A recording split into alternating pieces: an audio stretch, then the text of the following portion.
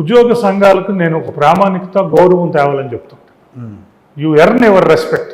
Respect nobody gives you, honour somebody will gives you. You should earn the respect and you will get the honour అంటాను. అందుకని నీ respect నువ్వు earn చేయాలి.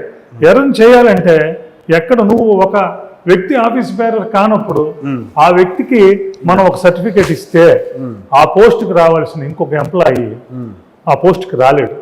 అతడు సంఘాన్ని ప్రశ్నిస్తాడు, సంఘాన్ని డిజోన్ చేసుకుంటాడు, సంఘానితో డిస్టెన్స్ మెయింటైన్ చేస్తాడు. అందుకని అటువంటి పరిస్థితుల్లోకి సంఘాలు వెళ్ళొద్దని చెప్తాను. అది మా సంఘంలో అటువంటిది ఉన్నా కూడా నేను I'm keep on checking it.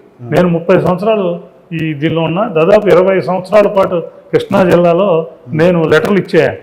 పొజిషన్లు అన్ని డిపార్ట్మెంట్స్ ఉన్నా నా జీవితంలో నేను ఏ వ్యక్తికి కూడా ఒక లెటర్ ఇచ్చిన పరిస్థితి లేదు. అటువంటి పరిస్థితే సంఘం మొత్తంలో, వ్యవస్థ మొత్తంలో కూడా ఉండాలి అని కోరుకునే వ్యక్తుల్లో ఈ రాష్ట్రంలో ప్రథముని నేను.